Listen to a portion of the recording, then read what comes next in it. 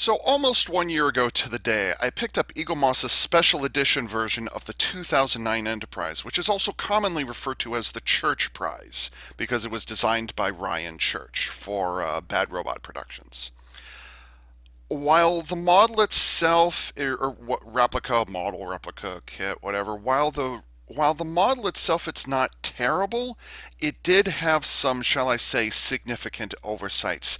Paint applications were either outright missing, such as the bridge windows, such as a bunch of windows along the edge of the saucer section, such as I think there's some paint details. I can't remember where all of them were, but there were.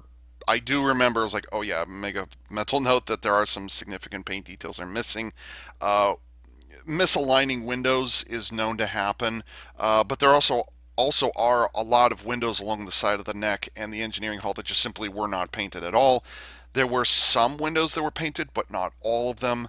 The torpedo launcher was not painted. There are some vents along the front of the engineering hull that should have been painted as well. The vents along the side of the pylons, those were painted incorrectly. There is supposed to be a gray stripe right there, but not the way that Eaglemoss did it.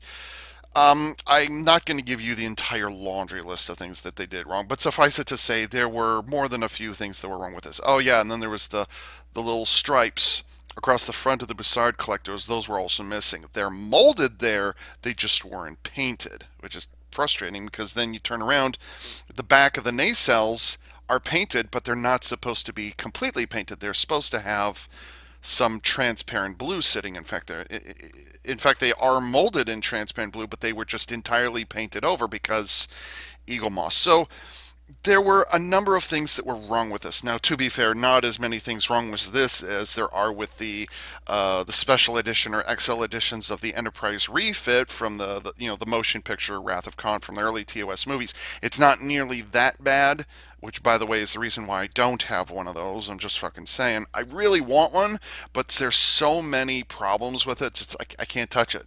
I won't do it.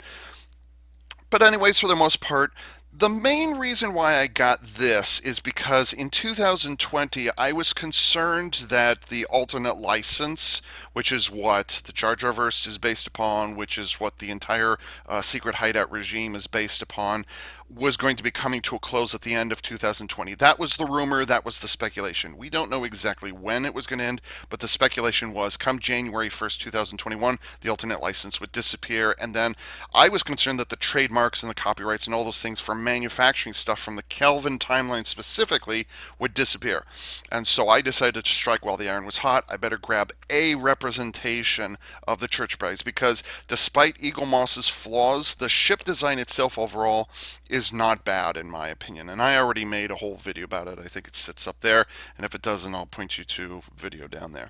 So for the most part, I grabbed this just because I wanted a representation of the Church Prize.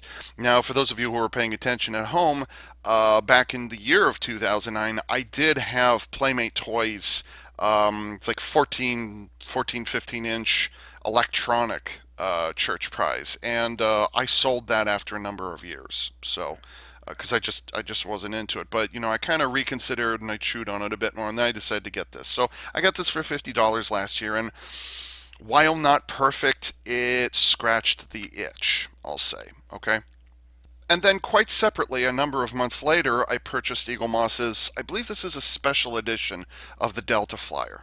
And this is the larger and more robust shuttlecraft from Star Trek Voyager, which was introduced season 4-ish, something along season 4, season 5-ish, is when this came out. I don't know. I'm not a Voyager fan, so. Yeah. And this, by contrast, is actually painted up quite well, considering it's only made up of one, two, three, four, five, six parts altogether. I was like, yeah, okay, this is pretty good. I'm not, I've got no huge oppositions to this. Now, if there were details that were missing from this or they were done incorrectly via Eaglemoss, I'm not aware of it just because I am not a fan of Voyager. I just wanted, much like with the Church Prize, I wanted a representation of the Delta Flyer, but I wasn't going to have this huge hard on if it didn't have this specific detail or that specific detail. I just wanted a representation that was close enough to the Delta Flyer. So yeah, I kind of got my money's worth on this one. Was this $25 or $30? I don't remember, honestly. Kind of the only downside is that the display stand is just absolutely useless in actually holding it in place. It slips off so easily. It's just this display stand is garbage. It's garbage. But the unfortunate thing is because of the design of the ship, the fact that it doesn't have movable parts on it, you cannot sit this on a flattened surface because it doesn't have landing gear or anything like that. So anyways, yeah, that's two of the purchases that I made in 2020. And they're completely unrelated to each other than the fact that they come from something called Star Trek, okay? And that was the end of it. And I thought that was going to be the end of it. Well, imagine my surprise when not even 1 month after I got the Delta Flyer, Eaglemoss announced XL editions of both the Delta Flyer and the Church Prize. And I'm like, are you kidding me? Like, I thought that this would be the end all be all, and like, okay, I was satisfied. Like, there were, well, yeah, I was satisfied. I wasn't thrilled, but I was satisfied with what I got. And okay, whatever. And that, like, this, I thought was going to be the end of the story. Because, like, why would Eaglemoss need to make a bigger version of the shuttle? Now, granted, they made a bigger version of the runabouts from Deep Space Nine, but that's okay because they're a lot larger and they're a lot more varied. So I can kind of sort of understand that. But I thought that this would be the end all be all for Eaglemoss in terms of both ships. And then it turned out that, like weeks later, they announced XL editions of both. And I had no idea at the time. So I'm like, do I really want to get more of these? And the answer is, well, for the Delta Flyer, nah, I'm good. This is kind of enough. This is enough for me. I'm good. So no, I'm not going to be getting the XL edition of the Delta Flyer. But the Church Prize, because there were so many details and thingies that went wrong here, I was like, a bigger version for $25 more versus just having a representation of it and not supporting bad reboot any more than I absolutely need to. I mean, I've already got this. I've already got their shuttlecraft set, which was too small for the amount of money you spent on it. And then I got the U.S.S. Calvin, and then I also got the U.S.S. Franklin. So, like, I thought that was the end of it. That's like, it really, there aren't really any other ships from the Calvin timeline that I want other than the ones I've just listed off. So it's like, I thought that was enough. So they announced the XL version, and I'm like, should I or shouldn't I? Just, I mean, there's definitely quality control problems that happen here, but do I really want to go through the effort of getting another one? So I decided to do some research, and it turns out it's actually damn difficult to get any information whatsoever as of recording on the XL edition of the Church Prize. Like, it was announced 8 months ago at this point. It was announced 8 months ago in like September or October. I think that, yeah, they debuted in November, but they were announced in October or something along those lines. I don't remember. So the pre-orders were, a couple of months. So I'm like, okay, here's what I'm going to do. I'm going to wait for reviews, and I'll look for compare and contrast. And I'll be damned if in 7 months since this thing came out, if I can find one single review of the XL edition Church Prize. I'm, huh? Why? What's going on here? I really don't understand. I found in like 7 months of trying to look for reviews for the XL edition Church Prize, I found one, just one review. And it was on a camera which, believe it or not, is actually worse than this camera. I should point out. And actually, it was a cell phone. He was holding it. I'll link the video in the description below. And when I found this video, which is literally the only one I found in regards to the XL edition, which is bigger than this by about 2 inches or so, I asked a number of questions about particular details and structural strength, all kinds of things like that. And if you scan down through the comments, you'll be able to find what I asked him, and you'll see the things I was asking about. But that was months ago. That was like 4 or 5 months ago when I asked those questions. And to this day, I still haven't found any reviews of it.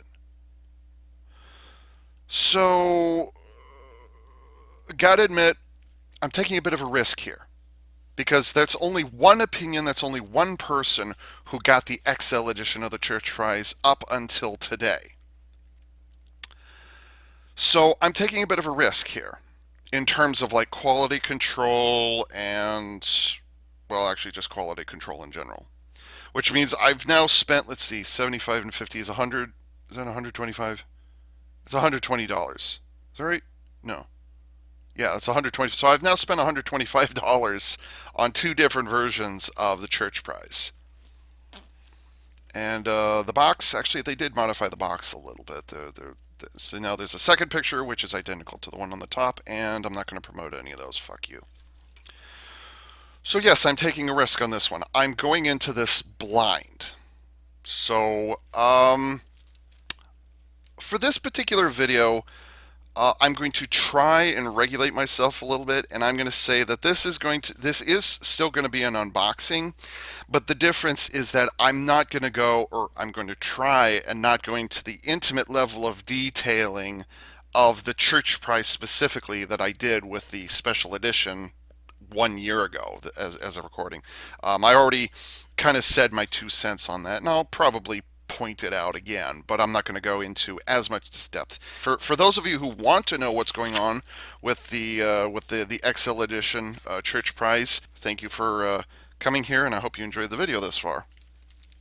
But yeah, this unboxing is going to be more of a compare and contrast. Aside from size differences, it's going to be more about things like, are the decals in the proper places? Are paint applications in the proper places? Are details, are molded details done correctly? Are there structural integrity problems? Because like I said, the special edition, the neck, where the neck and the saucer come together, those had a tendency to pop apart right out of the box. The nacelles also had a tendency to just because it's such a small area that they have to work with such a huge nacelle, that was also a problem. The nacelles had a tendency to pop right out of the box, and I actually noticed, and I'm still seeing it here even 1 year later, you can actually see where you can actually see the little plastic tab that comes out of the pylon and goes into the nacelle. You can still see it on this one. So it's almost as if the nacelle was not, by the factory worker, the nacelle was not properly put into position. Say that 10 times fast. So, yeah, I'm still worried. Like, even today, I'm still worried about that. And it has nothing to do with what Ryan Church himself came up with in 2008, 2009 when he was designing this. It has everything to do with how Eaglemoss designed this replica. That's what's at stake here. So I'm going to be doing more of a compare and contrast between this and the XL edition that I've gotten here. 3 weeks later. May the 4th be with you all. So the segment that you just saw was recorded almost 3 weeks ago. Well, why the heck would I record a segment, pause for 3 weeks, and then come back? Well, because there was a bit of a complication right after the segment that you just saw. So anyways, let's move on with the plastic.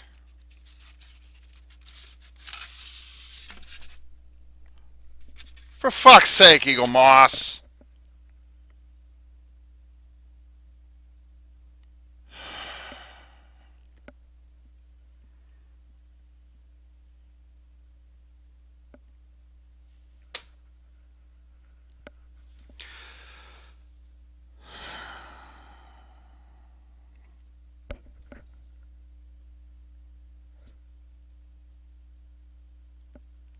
Should I even continue with the video at this point, recording at this point? I can't even be blamed with this one. I can't blame. I haven't even put my fucking hands on it and there's a problem already. Out of the box. So it did not happen with my special edition, but it did happen with my XL edition.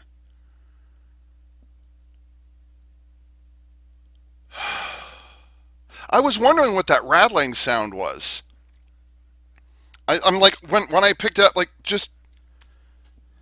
And I can see why that happened. It's the way that the styrofoam is set up in here There's no support whatsoever for the nacelles, none whatsoever. The nacelles float between the layers of styrofoam. There's nothing to support them whatsoever, which means the slightest shake, rattle, and roll that happens to the box can cause this to happen. The special edition packaging did not have this problem, even though yes, there was a structural problem. The styrofoam supported it. It's just fucking floating there. And the plastic is cracked enough. Well, yeah, I can see there's glue but it's not one of those like snap fits where it clicks into place when you put it in there. It's not one of those. It's actually glued into place.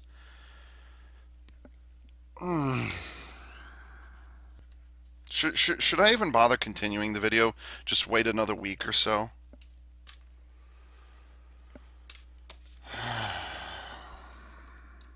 And so, sure enough, as soon as I finished recording, and I actually did the entire recording, like, okay, this is interesting, and they repainted this, and as soon as I'd done that whole video, I hit the save button, I closed the recording program, and then I sent a strongly worded letter off to Eaglemoss, and I also sent them a number of photos, which you can see here. And they got back to me the very next day. It was a nice, quick response, and they said, we're sorry to hear about what happened.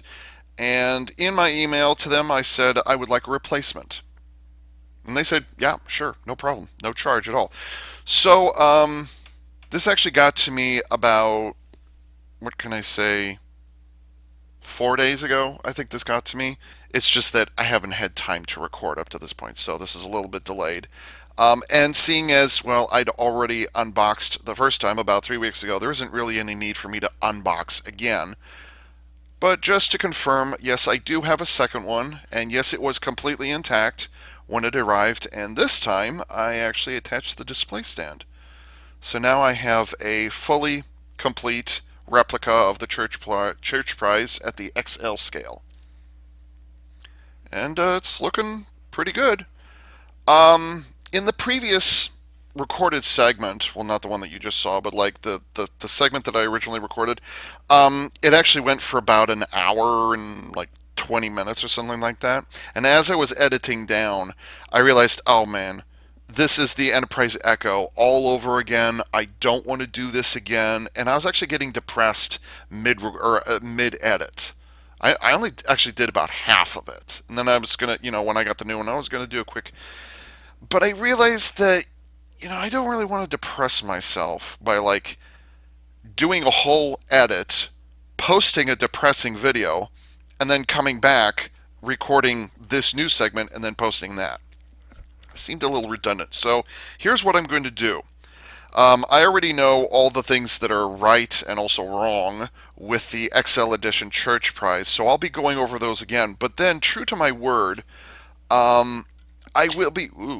I will be going over the. By the way, this is the special edition version that I got just over a year ago. While almost 3 weeks ago, I did do a compare and contrast. It took me it took me over an hour to do that because, also I was ranting and raving about the fact that I'd gotten a broken version. So there was a bit of that in there.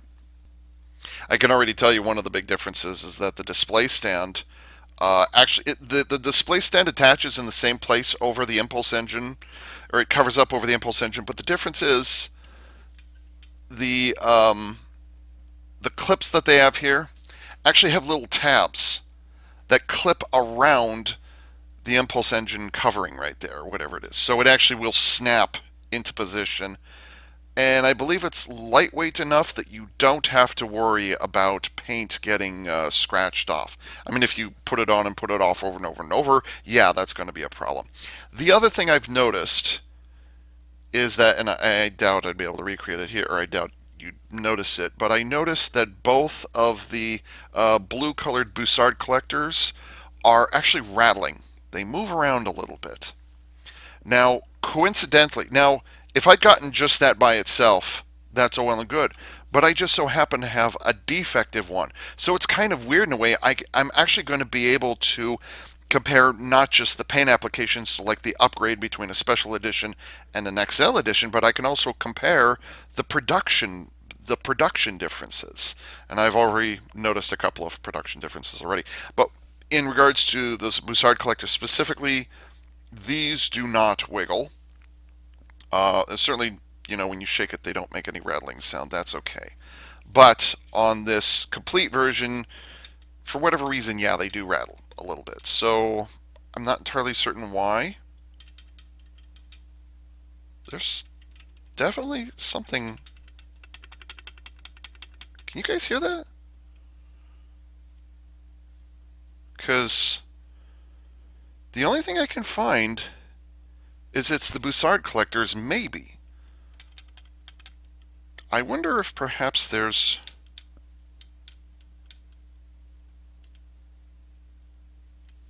Yeah, it's the only thing I can think of is the Bussard collectors. That's it. Well, honestly, I don't know what it is. But anyways, that's one difference, is for whatever reason there's an odd rattle somewhere in here that I can't quite pin down where it is. It's not in the saucer. I don't think it's... I'm fairly certain it's in the nacelle somewhere in there. Like maybe there's a piece of plastic in there or something. I doubt it. I don't know. So anyways, that's one difference to be aware of. Gosh, I have to do this thing all over again. Well, I did say I was going to do it all over again. One of the big things I noticed is that I noticed right off the bat is that the hull number, NCC 1701, the registry number, is properly placed on the underside of the engineering hull. That is correct. However, you may probably have already noticed, or not, just because, let's see, can I help? Not really. Whatever. This webcam, you'll probably may have noticed that the decal that they put in there, or the tampo that they put in there, is actually improperly placed. It's actually too high up, and it actually gets to the point where the number is actually printed in, or the hull number is actually printed incorrectly, because there's the way that the plastic is shaped in there. It actually cuts off some of the numbers, which is ironic considering you can actually say that it's properly placed on the broken one. It is properly placed here, but they didn't do it correctly here. So that's a case of production drift. So, well, I did say that, okay, whatever. So that's a case of production drift. This one was made earlier, this one's made later, whatever. The point is like, they did properly get the hull number on their in the proper place, because the special edition doesn't have it at all, which is something I originally complained about. So they do have the hull number on there. It's just it's drifted on the second version that I got. So that's one difference. Something else, the color palette that's used was cleaned up a little bit. The Aztec Pattern, even though the Church Prize in the 2009 movie is a brand new ship, fresh from space dock and all that good stuff, the Aztec Pattern that's on display on the special edition is more obvious, which, if it's a new ship, you would not notice that. It should be clean, and this is just a paint application. The Aztec Pattern should be clean. It should be barely noticeable. You shouldn't even really be able to see it. That's the whole point, because it's brand new. If you're seeing the individual hull patterns, then that's more likely to wear and tear over time. If you look at the U.S.S. Kelvin, which is obviously designed to be an older ship, it's like a checkerboard, the way the Aztec Pattern on the Kelvin works out. Well, on the special edition, while it is something of a somewhat subtle, it does have, it has to be subtle.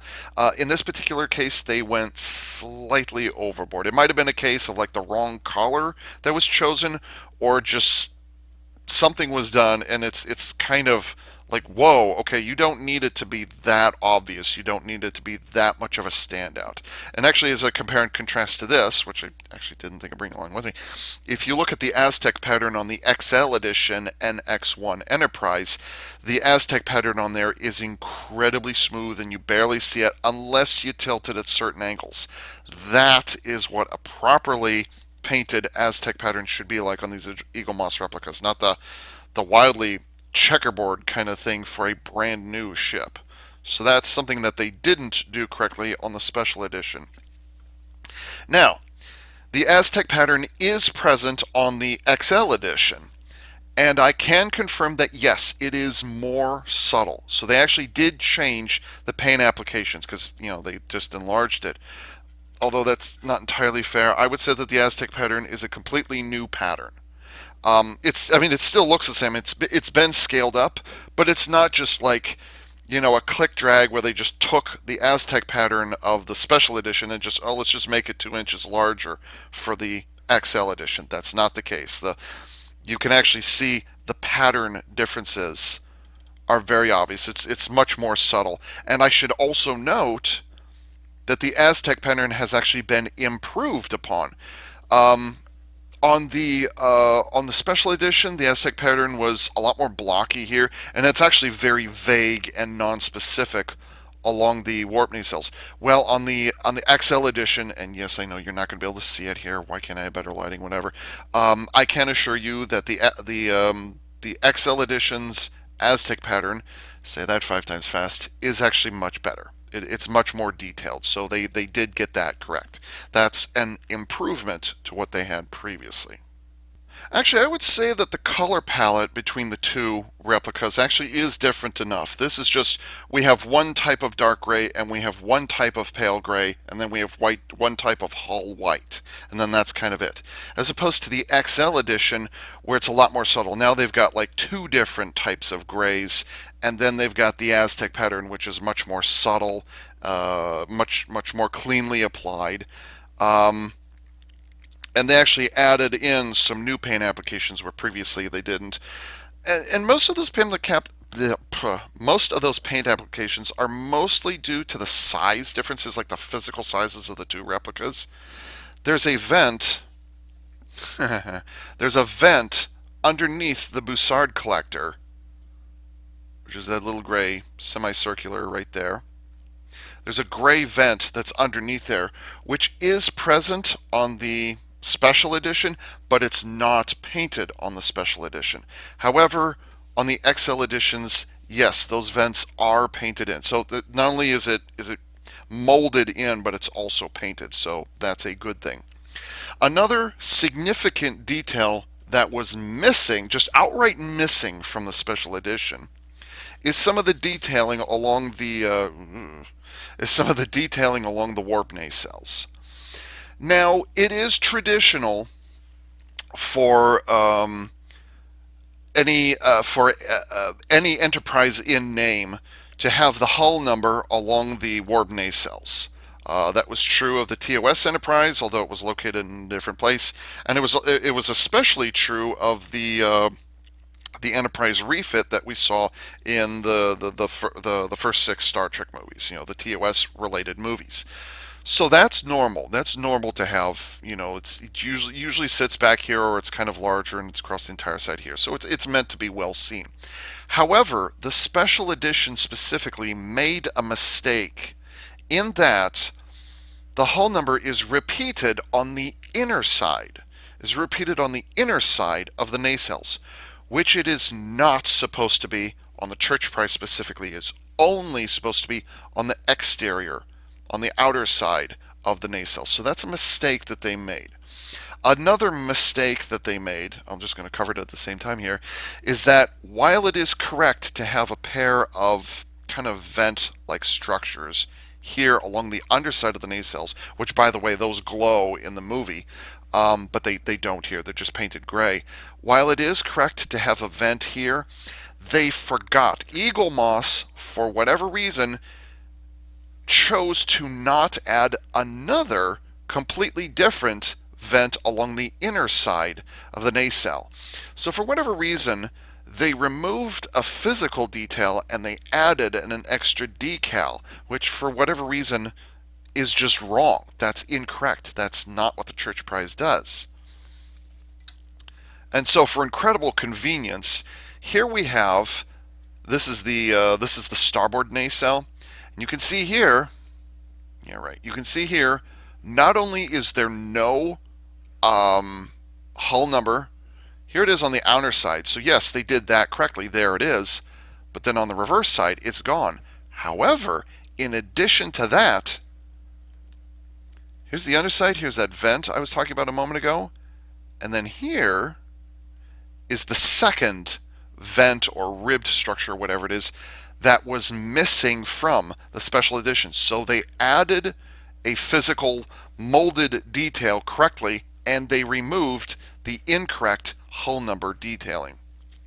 So that is an improvement between the special edition and the XL edition. They actually fixed the warp nacelles, so that is decorated properly. Let me double check something here. That's there. Oh, yes. Another detail from the warp nacelles is that the back of the nacelles were painted, but they were painted white. It's just hull color, and that's it. Which was a very bizarre choice. Bizarre? Bussard? It was a very bizarre choice because very prominently, several times in the course of the movie, as you're seeing the back of the Enterprise, or I'm sorry, as you're seeing the back of the Church Prize, there are several moments where the back of the nacelles actually have a piece, or they have a dome-like structure that's glowing on the back. But for whatever reason, with the special edition of the Church Prize, it's just now it's in shade right now, but you can see you can see that it's just painted hull gray, hull white. There's no detail. While there are lines, and then they have the dome.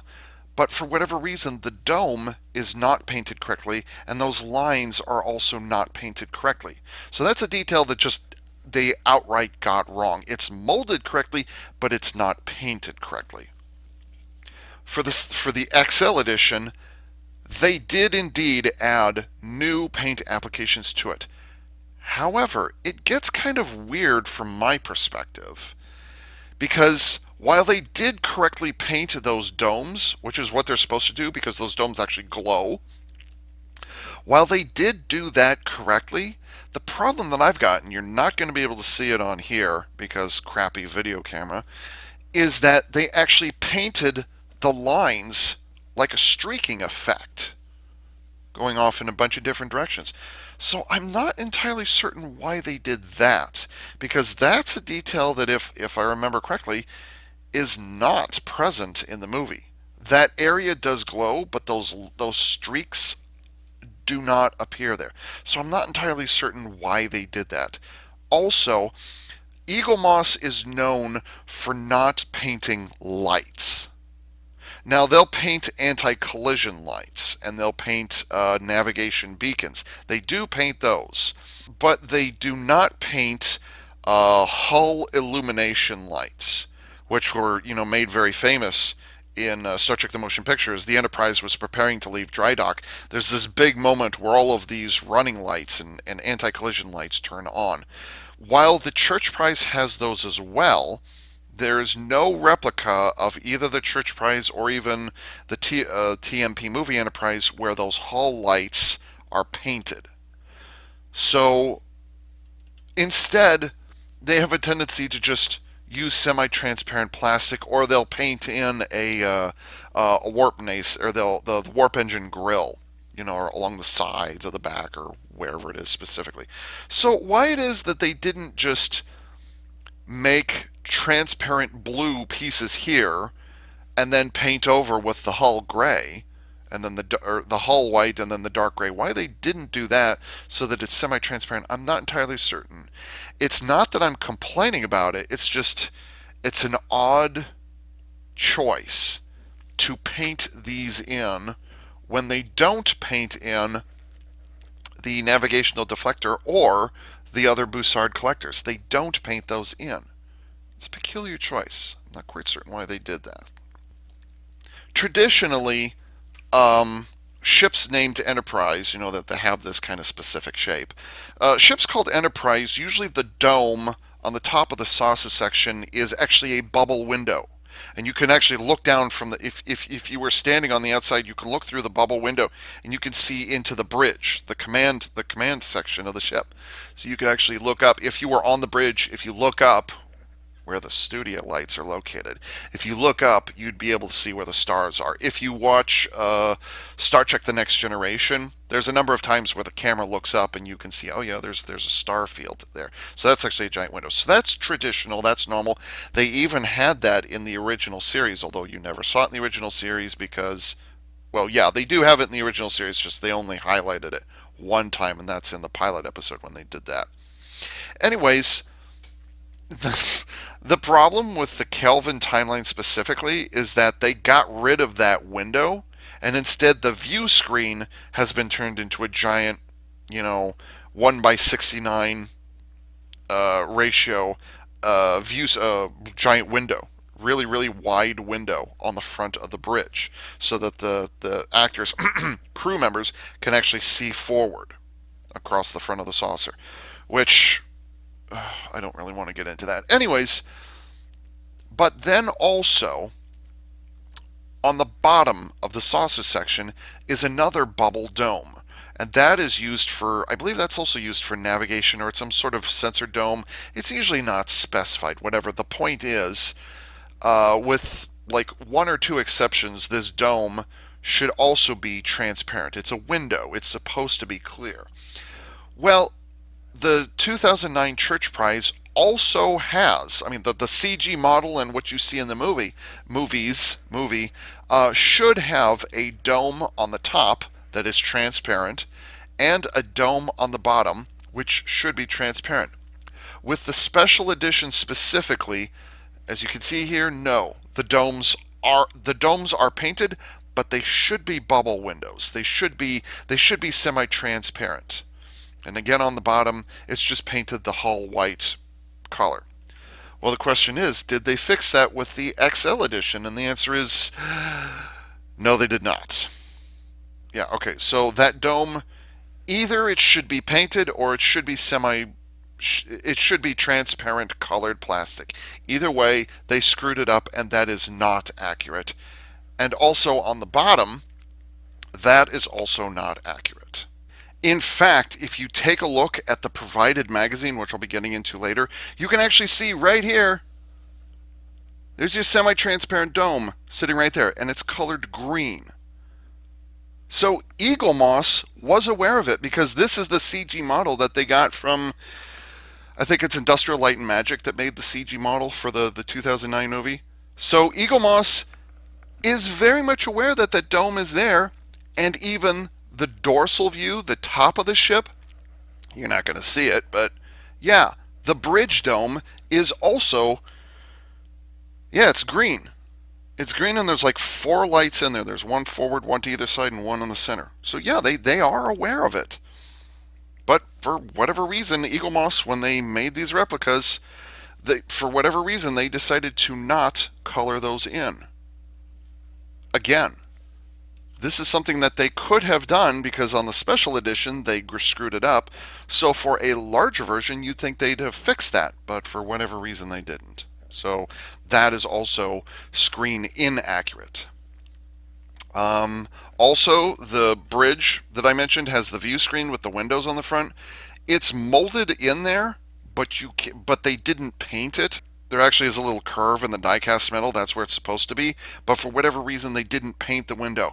Now, I'm not a huge fan of having the window, the view screen, be a giant glass window or plexiglass window or transparent aluminum or whatever you want to call it from the Kelvin timeline. I don't like that, but it is still a detail that should be painted. Okay, it should be acknowledged. In fact, the U.S.S. Kelvin that I have, and no, is that right? Did the Kelvin have it? I meant to say Franklin. I apologize. The special edition U.S.S. Franklin that I do have, the very prominent bridge view screen window is painted. That is painted correctly. So the question is, does the XL edition's view screen window, that's not easy to say, does it get painted? The answer is shake my head. So even though I personally do not like the bridge having a window for the view screen, it is a detail that should have been painted. In fact, I know that they're more than capable of doing it, because there's these really thin lines that were painted just below the bridge dome. There's some really thin lines, like pencil thin lines. Not even like pin thin, pin point lines that were painted. So they are capable of painting something that small. Just for whatever reason, on the bridge the bridge view screen specifically, for whatever reason, Eaglemoss chose not to paint that in, and I don't know why, but okay, whatever. Yeah, I guess I should get to this detail. So much for just saying things that they did correctly. Um, so there's something else that they got correctly. Um, in the Kelvin timeline, they do not use the phrase escape pod. Instead, they're called Kelvin pods because three guesses why. So the Kelvin pod exit ports, or whatever it is, are located. Were actually prominently featured in the 2009 movie. There's a Kelvin pod launching point in the middle of the neck, and then there's another one located below the Starfleet pennant. That is correct. And while those details are molded in, they are molded properly. On the special edition, they are not painted. They should be, but they're not. On the larger XL edition, they do in they do indeed lighting. They do indeed represent those as really tiny pixels. There's a really tiny one there just above my finger, and then there's another one right there. I don't know how I could. Oh, there we go. That's a little better. So you can see there's a set of dark gray pixels there, and there's a tiny, tiny one right there. So they did indeed paint in the Kelvin pod, I'll just say exit ports, or ejection ports, maybe that's what they're called. I don't know. The other detail that was just outright missing that could have been done is the torpedo launcher at the base of the front of the neck, which was featured prominently in the 2009 movie. That is a detail that was updated. Now, the weird thing about it is not only did they paint the torpedo launcher correctly, but for whatever reason, there's some sort of a ribbed structure just under the torpedo launcher. For whatever reason, that also gets painted. I'm not entirely certain why, because it's not that particularly prominent a structure in the movie. But believe it or not, the dark spot that you're seeing there actually is not the torpedo launcher, but rather it's the structure immediately underneath. It's the structure between the torpedo launcher and the engineering hull. So for whatever reason, they thought to put paint there, but there's a number of other areas on this thing where they don't paint it. And I'm like, why? Or they could have done a more subtle version of the light gray instead of just black or dark gray. I don't know why, just whatever. So there's a couple of things that they did there. I was really, really, really angry. Like, angry. When the special edition, when I discovered to my horror that the special edition, while it does have windows that are painted onto it on the edge of the saucer section, they're painted very bizarrely. Like to this day, I still don't know why they did this. There's 4 dots, and you're just gonna have to take my word because these are really, really tight. There's 4 dots along the back of the saucer, and then there's another 4 on the other side as well in the same place. There's 4 tiny, tiny, tiny little dots right there that are meant to represent windows. First of all, those windows, the pattern of windows is incorrect. There is nowhere on the ship that you see that those types of windows. But here's where it gets really stupid. See this bright, nice and shiny white hull color? It's not a perfect white. It's slightly off. It's slightly darkened white or whatever it is. For whatever reason, Eaglemoss, in their infinite wisdom, decided to paint patterns of windows with white paint. You're not going to be able to see it on this camera, but you're just going to have to trust me. Believe it or not, there actually are additional sets of white painted windows along the hull, which you can't see. Like, even now, I can barely see it, and it's just a and a little bit below, and the pattern of lights is too small, and the pattern of windows is too small, and the pattern of windows is just incorrect. They do not look like that. And you can actually see it again on the XL editions. Let's see. There's a set of windows between my fingers. There's a set of windows there, and there's a set of windows again between my fingers. So again, Eaglemoss is well aware that those windows exist and what the pattern of looks like, how big they are and where they're located. So Eaglemoss is aware of it, but for whatever stupid fucking reason, they painted those windows white when they're already capable of painting them black, and they're already capable of painting them black. So they've got paint, they've got black paint for windows, and they have white paint for windows. But in all of these cases, none of the windows match up properly. The patterns, like the shape of them and where they're located, is wrong. And then they painted the windows in a color that you can't see unless you're like you have really good eyesight or you're using a magnifying glass. I do have good eyesight and I can barely see them. And I was like, no, that's not what the pattern of windows looks like. That is stupid, Eaglemoss. It really is. Now, let's see if the special edition corrects for this. And I can tell you with absolute certainty that not only did they bring in the incorrect set of 4 windows, where are they? Right there. Not only is there an incorrect set of 4 windows just behind that maneuvering thruster, more on that later. Not only are there a pair of black windows that you can barely see just because they're so damn tiny, but they also recreated the incorrect white painted windows along the hull, along the leading edge of the hull, all over or the saucer. The pattern of windows is incorrect, and the size of the windows is incorrect, and they've painted them in a color that you can't see unless you're looking specifically for them and you take the time to look for them. You're never going to notice it. As far as you're concerned, they wouldn't even be there. So Eaglemoss had the chance, is capable of painting windows along the edge of the saucer, and they are capable of providing a pattern, but for whatever stupid ass reason, they painted it in a color that you can't see easily, and they also painted them in the wrong pattern. Eaglemoss, what the hell? Be consistent. A, you should have painted them black so that they deliberately stand out. And B, you should have painted them in a pattern that matches what your own data told you before you started making these things. You know how to do it, and you can do it. You just chose not to. What the hell? So anyways, yeah, they fucked up the windows on the saucer section again. And that's in addition to the view screen not getting painted properly.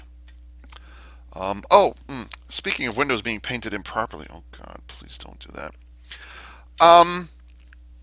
Eaglemoss has a history across many of their starships, including their Starfleet ones specifically, of they do molds for windows, and they do add paint to those windows, but the problem is they're usually offset, and usually this is attributed to production drift, which they're not supposed to, but they do anyways.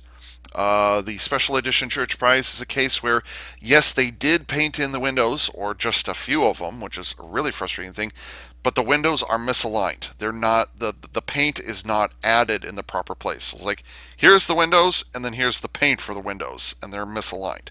So that was a problem. In addition to that, not all of the windows, period, on the neck or the engineering hull are painted. There's only a tiny, tiny row of windows that's painted on the lower quarter, I'll say, of the engineering hull.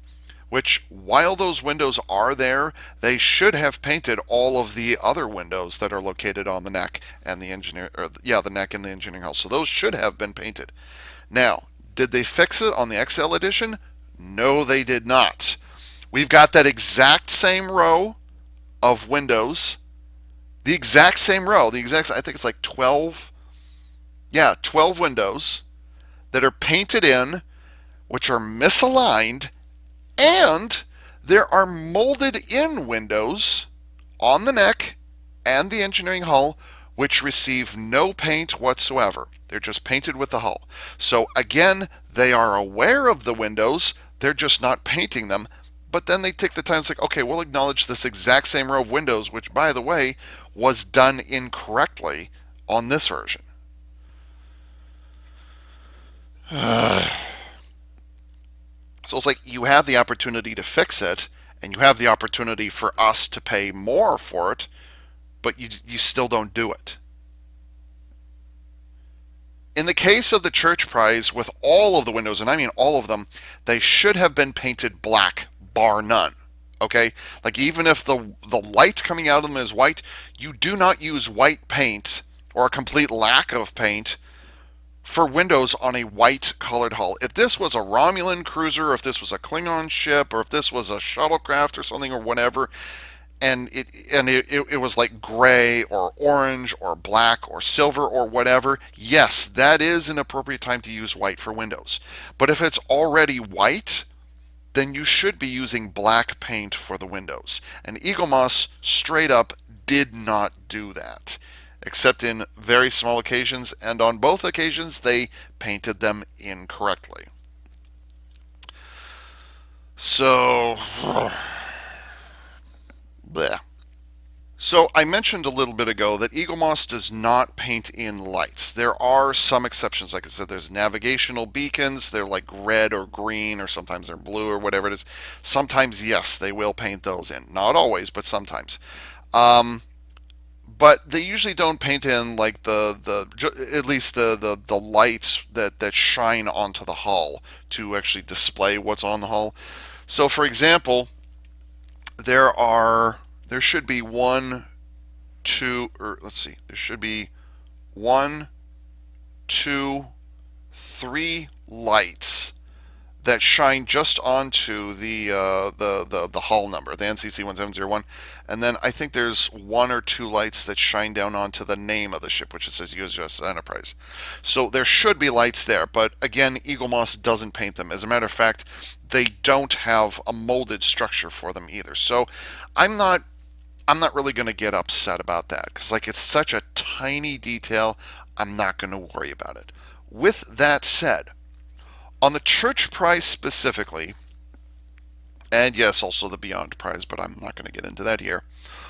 Along the side of this structure here, along the side of this structure, and then along this kind of crown structure right here on the front of the nacelle, there's this crown structure here. There's a set of a bunch of individual lights. Just boop, boop, boop, boop, boop. There's a pattern of lights, one right after the other, which goes around both of those areas. And like I said, those are unique to the Church Prize, and they're unique to the Kelvin Timeline Enterprise, I'll say. Those lights were that row of lights. I can understand why they didn't paint the lights, but they are such a prominent feature that, yeah, you should have at least acknowledged it, even if you didn't paint them blue like they should be, because they actually do glow. They do glow prominently when the ship goes to warp. Those areas should have been painted, but for whatever reason they didn't. Eaglemoss did not paint them. So at the very least, they should have had like a black line of either a black or a dark gray line going along. You can't see it going along here, and there should have been another one going along here. So what you're seeing right now is actually shadow. But yeah, that should have been painted and it should have wrapped all the way around. So that's a detail that they should have acknowledged at least, but for whatever reason they didn't do it on the special edition. So the question becomes, did they do it on the XL edition? And the answer is no, they did not. They actually have a larger surface to work with. And here's the interesting part. Let's see, right here is the only point of light blue paint that they added to the entire thing. So they actually do have a shade of light blue. It's just that for whatever reason, that particular spot is the only place on the entire replica that gets that particular color of light blue. It should have been added along here, and it should have been added here. And again, you're looking at shadow here. This area should have been painted. This area should have been painted. And again, they've got a really tiny lines. They've really tiny lines that are painted in around the outer structure here, which is what it's supposed to do. So that was painted correctly, but for whatever reason, They did not take the time to paint that in, and they didn't paint this kind of crown, oops, I'm sorry, they did not paint this crown structure here. That's a detail that should have been painted, but they didn't. On the flip side, one detail that they did do correctly is one that I complained about with the special edition. Along the very front of the, along the front of the Bussard collector should be a straight line, and there should be a little round rotating structure, whatever it is. We don't know what it is. It just simply is. On the special edition, they do have that structure molded into the plastic, but it's not painted. It's just a pair of, domes, and that's it. That's all that you see. So even though it's molded, like you actually have to sit there and look at it up close. Oh yeah, there's the molded structure, but for whatever reason, it was not painted. So that was something that I complained about with the special edition. I also pointed out that the 2009 Playmate Toys version, the electronic like 14, 15-inch version that I had, which I no longer have, that toy did have that line painted incorrectly. So, I mean, manufacturers, physical replicas of the Church Prize do have that line. That is correct. Well, fortunately, the XL edition does indeed have those stripes, does have those lines painted correctly along the front of both Bussard collectors. So that's actually a case of something that they improved. That's something that they did correctly, that they fixed for the XL edition. So, yay, I'm glad they took care of that. One of the other details which is prominently seen across Starfleet ships specifically is the maneuvering thrusters are usually painted in an orange or a yellow, or they're painted gray in some cases. Usually you want to highlight those. The original, the TOS Enterprise had those maneuvering thrusters. They were painted. The Enterprise refit that we saw in the motion picture in 1979, that also had the maneuvering thrusters. The Enterprise Delta had them. The Excelsior class had them. Pretty much, if it has a saucer section, chances are there's going to be maneuvering thrusters located along the edge of them. And then there's going to be maneuvering thrusters located. Sometimes there's thrusters down here. Sometimes they're located at the back here. They're also usually located somewhere along the sides of the back of the warp nacelles as well. So that's a prominent enough feature that like you can kind of pick out, okay, that's where those things are located. For the special edition of the Church Prize, maneuvering thrusters were molded into the die-cast metal, but for whatever strangest reason, they only painted the maneuvering thrusters on the underside. There's just a tiny bit of yellow paint right there, and again right there. Tiny bit of yellow paint, and that's it. On the underside of the nacelles, at the aft end of the nacelles, there's a little bit of gray. There's a gray square that's painted in right here. Technically, that is also a maneuvering thruster, so that is painted correctly.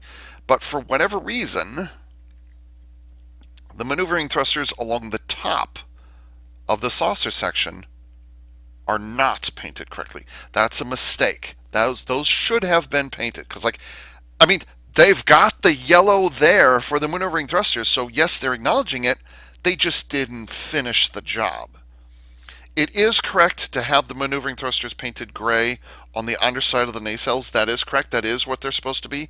But for whatever strangest reason, on the saucer section, they only painted them along the bottom of the saucer, but not the top of the saucer. That's really frustrating, and it's really noticeable. You actually can't see, oh yeah, what are these little dots of yellow here that are completely missing from the top? And I should point out, if you're worried about, the die-cast metal, the way the paint is added, where they're added, where the maneuvering thrusters are added on the bottom of the saucer, is die-cast metal on the underside. So they are capable of using that particular color on the bottom on the die-cast metal, so why couldn't they add it on the top? That is a detail that they messed up. Was this corrected for the XL edition? No, it was not. Thruster clusters, or whatever you want to call them, the gray maneuvering thrusters, those are painted correctly. On the underside at the back there, you've got the little gray square there, very fuzzy. And again, you've got yellow paint right there for the ventral maneuvering thrusters on the saucer. But then on the dorsal saucer, again it is molded in, but again it is not painted. Let's see, I'm trying to get that out of shade. There it is right there. That should be painted, and that's not painted. Again, just like with all of these windows, it's molded in, but they just choose not to paint it. I don't know why. And it's really annoying and it's really frustrating. Because again, the maneuvering thrusters, that's one of those prominent details that Starfleet ships have, whether it's in the Kelvin timeline or in the Prime timeline. That is a detail that is always picked out. You're supposed to be able to see it, but for whatever reason, in this case, they did not paint them correctly. So, boo. And on top of which, the larger version, they did not paint it. I feel like with all of these painting gaffes that happen on both the special edition and the XL edition, I feel like they put more attention to detail on the Aztec pattern. Like that might have been where all the money went, or most of the money went for paint applications, as opposed to, and there's a couple of little domes and there's grills, and so they are capable of doing those things, but for whatever reason, when it comes to Windows specifically, for whatever reason, the Church Prize kind of gets the shaft when it comes to Windows. And it's just I don't know why they just do. I just yeah. Speaking of paint applications that were treated kind of bizarrely, on the outer side of the warp engine pylons, there's a gray stripe, or correction, there's a pair of vents. There's like three or I don't know how many there are, but they're like 3 or 4 vents that are pointing aft, okay? And then these vents are painted in with a dark gray, with individual dark gray stripes, okay? So that is correct. That is what you're supposed to do. But Eaglemoss came along, rather than painting each vent individually, instead they just did a big old stripe of right down the side, and they ended up covering areas with dark gray paint that they should not have covered up. This line is not supposed to be a solid gray line. It should instead be a dotted gray line. So they screwed that up. Okay, that's something that they did wrong. Additionally, while I'm in the area, I might as well address it. The base, where am I pointing? The base of each warp engine pylon should have a ring of dark gray paint all the way around it. Okay, that hugs right on the line between where the pylon meets up with the engineering hull. There should be a gray stripe all the way around. Now, in the case of the special edition specifically, there are some, just because of the way that they molded the parts for it, there's a big separation line right there along the inner side, which is not present on the outer side. So it's like maybe there would have been a conflict between, like, the paint would have seeped in and it would have gotten lost, or I don't know how they paint these things. So, like, for whatever reason, for the special edition specifically, they chose to not add that ring of paint. It's just simply not there. Okay? So we've got this stripe here, which is done incorrectly. They've got it in the right location, they just did it incorrectly. And then we have a ring of paint that's just outright completely missing. Okay, so let's see what the XL edition does. So you can see here, big old dark gray stripe is here, but again, just like the special edition, they did it incorrectly. It's just a single line of and that's it. It's just a single line. So even though the individual vents are molded in properly, it was painted improperly. It was painted incorrectly. So that's frustrating. However, you can now see very clearly the ring of gray paint around the base of the pylons. And you can see it on the top there. You see those gray stripes there? And then you can see, let's see, how close can I get? I can get that close. So you can see there, that's the gray stripe that goes around the base of the pylons. So they did get that ring of paint in there. They did do that correctly, but for whatever reason, again, they screwed up that line of vents there. So, grr. So it's like they fixed one thing, but then they screwed it up by doing the other thing incorrectly. So it's like, I mean, these vents are like painting windows. And how much time have I spent talking about windows that were painted incorrectly or just simply missing paint altogether on this thing? So yeah, that's kind of a frustrating thing. Like just, and the weird thing about it is there's an emergency ejection vent right there, which is painted yellow. It's the exact same color, by the way, as the maneuvering thrusters. These ventral maneuvering thrusters. It's the exact same color. Okay, so they can do that. Let's see. There's the yellow. See the yellow right there? So they can do that, but for whatever, what is that rattling? I don't know what that rattling is. It's driving me crazy. I wonder if there's something like a piece of plastic loose somewhere on the inside here, because that rattling sound. What was I talking about? I don't remember what I was talking about. I'm so distracted.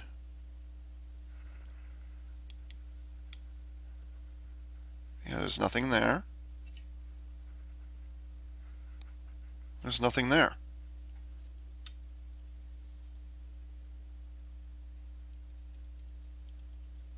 I'm sorry, I'm completely distracted right now.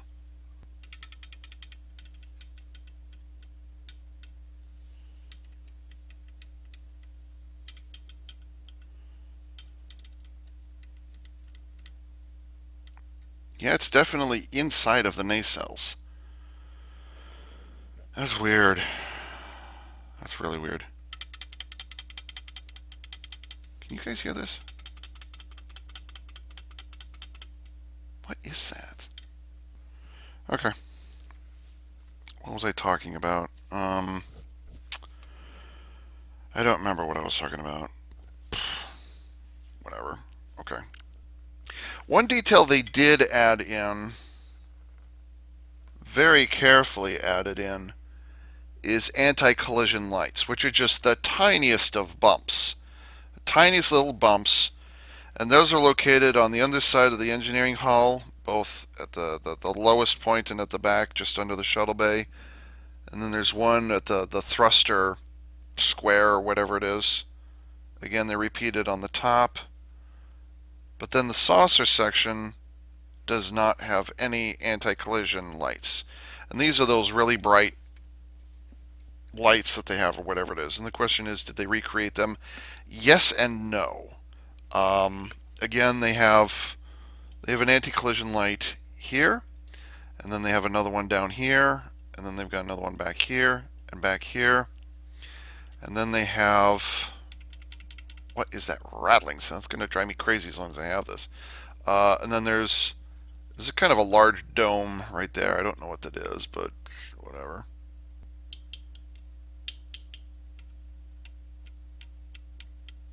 So they have the anti-collision lights. I'm so distracted by that rattling sound. I apologize. Like I've been ignoring it all this time. Now it's just bothering me.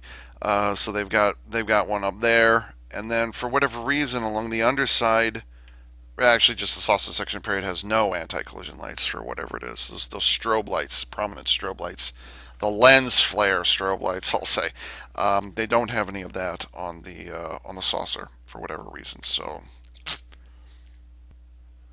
ugh.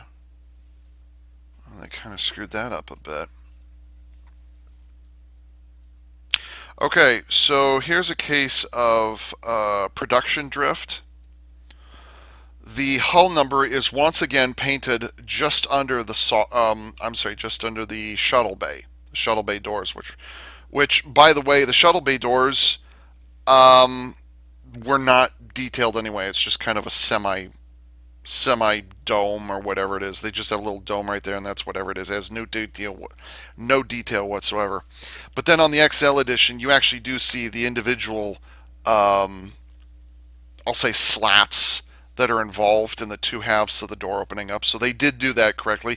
And there's also a pair of indented greeblies just behind the door sections. That is done correctly. And of course, you can't. Oh gosh, they actually do have it on the special edition, but I'll say it's better defined on the XL edition. So they did that properly. Although, can I really complain about that? Maybe they like molded in or not certain. Oh right. Anyways, production drifting. Um, so the hull number NCC 1701, it is painted properly along the, yeah, you guys can totally see that. It is painted properly below and behind the shuttle bay, which is where it's supposed to be. That it is supposed to be there. But on this second version that I've got here, the hull number has drifted downwards and actually ended up not being painted properly or not being applied properly. So now it looks like, well, that's not what an N and that's not what a C looks like. But the second C and the 1701, actually, that's not what a one looks like. Oddly, that's not what a one looks like. So yeah, so a number of the numbers and a number of the characters of the hull number are done incorrectly. So that again, that's from production drift. That's from whoever applied that paint application. Whoever put that on there just drifted down over time. So what is that rattling sound? Yeah, it's specifically the Portney cell. What is in there that's making that noise? The world may never know. I've been talking for almost 20 minutes and then I realized, oh, I forgot to hit the record button. So, in regards to the magazine that was provided, and it gets a small magazine because the special edition had the larger version with all the concept pictures and things like that. So it would be surprising because, like, I don't think anybody, and I mean anybody, was expecting that there was going to be an XL edition made of the church phrase. I don't think anybody was expecting that, and that's the reason why I got this, by the way. So it's like Eaglemoss probably figured, okay, this will probably be the largest version we make, so we'll make a full size magazine with all the details and concepts and all those things. And so like, yeah, that's what we got. Well, I'm kind of under the impression nobody was anticipating that an XL version was going to happen. So the question is, what are you going to do? After you'd already done so much with the special edition, what are you going to do with the XL editions magazine? Well, as a direct result, not only is it a smaller, physically smaller, but also has fewer pages, and the topic is different. The first, the first half of the magazine is designing the Enterprise. And there's a really nice picture here done by Ryan Church, the guy who is most credited with designing the Enterprise. I should point out for the 2009 movie.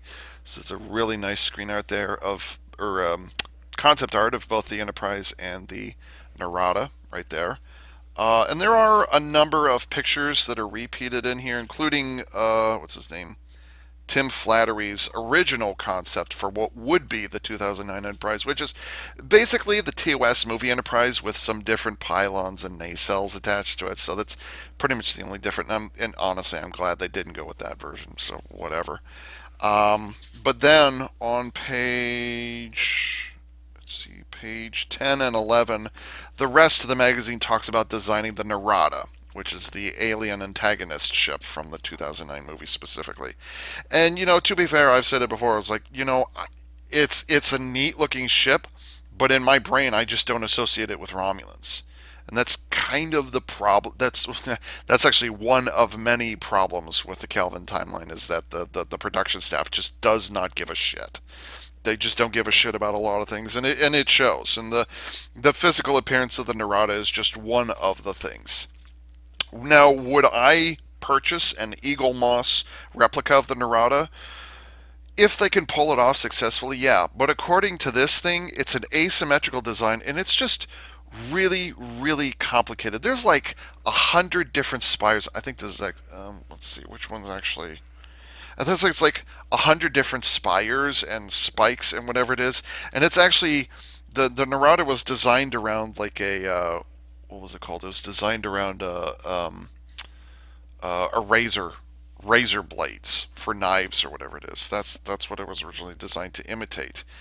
And it's how long did they say it was? ILM's model of the Narada was one of the most complicated that they had ever built, and it had to interact with a black hole. As a result, the VFX sequences took days to render. There's another one here that says the Narada was a massive vessel. The VFX team eventually settled on making it 30,737 feet long and 3 inches. I like that, and 3 inches. So, I mean, the Narada is a neat looking ship, and I've got no problem with that. It's just, I don't associate it with Romulans. If it had not been Romulans as the antagonists, you would have had no complaint from me. Whether it looks like a mining ship or whatever it is, in my opinion, it's a space station that it's an orbital complex that can go from one location to other. So technically, not a space station, in my opinion. But anyways, if it had not been associated with Romulans, you would have heard no complaint from me there. I would have had no problem with it. But anyways, the question comes up is like, would I get a would I get an Eaglemoss version of the Narada? The problem with it is it's so complicated, and some of those spires are so thin. Like you would have to have like a foot and a half long to properly represent the majority of those razor edge spires and all those things on there. You would have to, and so what ends up happening is it's so complex and it's so detailed that I seriously doubt that Eaglemoss will ever make a Narada. I don't care if it's even at XL edition or whatever it is. Like they've what the hell? Are you still recording? My screen went black for a moment there. I seriously doubt that they would make a Narada. Would I get one? Yeah, actually, I would if Eaglemoss laid like like a foot long or whatever it is in Rada. Yeah, sure, I would get one because any smaller than that, and you start to lose some of those spires because I mean, to be fair, there are some really tiny tentacle like things on here, and that would be just literally in your hand would be as thin as wires. And that's not what I want to have happen. And that's probably what would end up happening if they actually did try to make this thing. So, like, the Narada is a neat looking ship, but practically speaking, I don't see how it would end up actually happening. So, yeah. But anyways, yeah, I'm actually am glad that they like if you get the XL edition and you're like, oh, there's a bunch of information in here on the concepts of the 2000N Enterprise. Yeah, there's a little bit of concept information, but the majority of it is about the Narada, and so that's why that exists. So don't get too mad at this. It's kind of understandable why this ended up the way it did, or I'm sorry, why this magazine specifically ended up the way it did. So I'm not going to be mad about that. I'm not going to be angry. Um, in closing, I'm actually kind of glad because there was some noise coming from downstairs, and I'm like, oh God, make it stop. Anyways, in closing, is which I did not know at the time, is the XL edition worth the additional $25 compared to the special edition?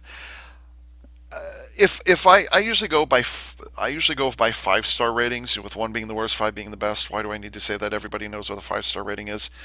Um, I would say that the special edition is a solid 3 in terms of Eaglemoss replicas. Like there are some significant things happening here, including but not limited to some structural engineering problems that happened because nacelles and pylons were known for breaking off, and more than once I also saw that the neck was not glued properly, or I'd read and seen videos and also seen videos where the neck was not connected properly and it popped off right out of the box.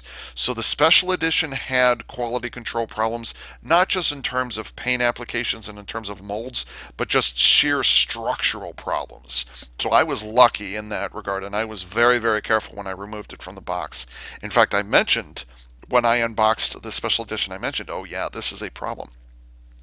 I think in my particular case, though, I think that the XL edition is structurally sound. By the way, I've got two of these things. What the crap?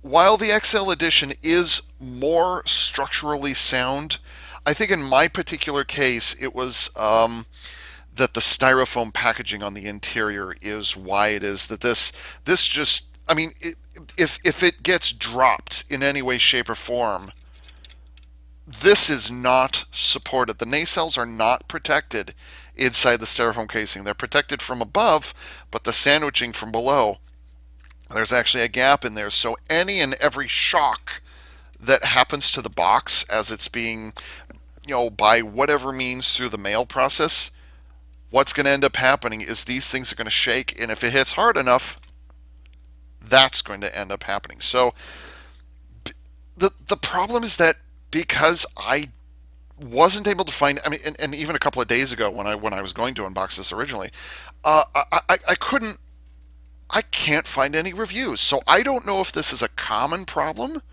because nobody's talking about this replica specifically.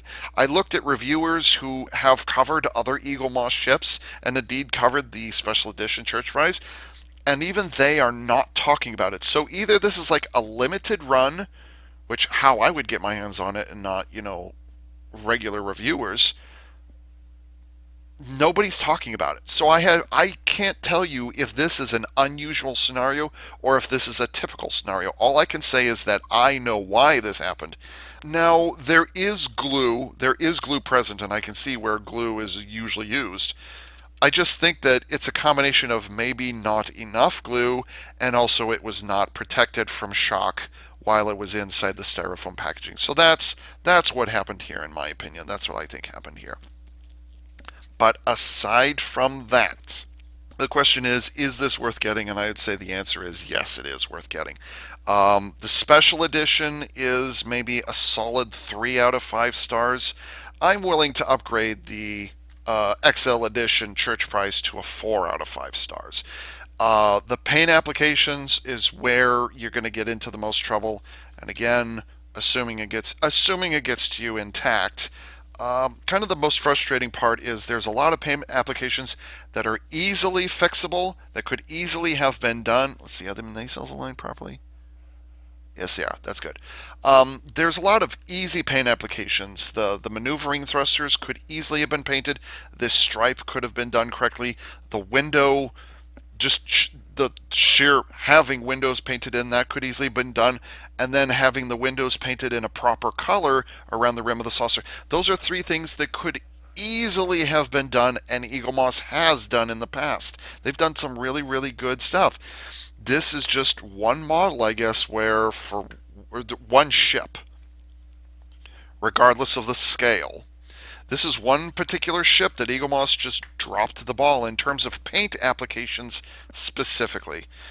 Now, structural engineering problems, that's kind of a different matter. But the point is, in terms of paint applications, this is a case where, yeah, they kind of cheaped out. They kind of cheapened out. But on the other hand, as I've already spent how much time pointing out, they also did do some upgrades from Special Edition into XL Edition. So they did fix a couple of things.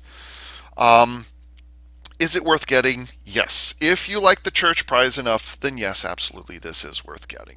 I will also say from firsthand experience, this is better than the 2009 Playmate Toys version. It may not have electronics in it, but the paint applications are much better, and like it's just the proportions are better, and it just looks a lot cleaner. Yeah, there's separation lines in the plastic, but I mean, what are you gonna do?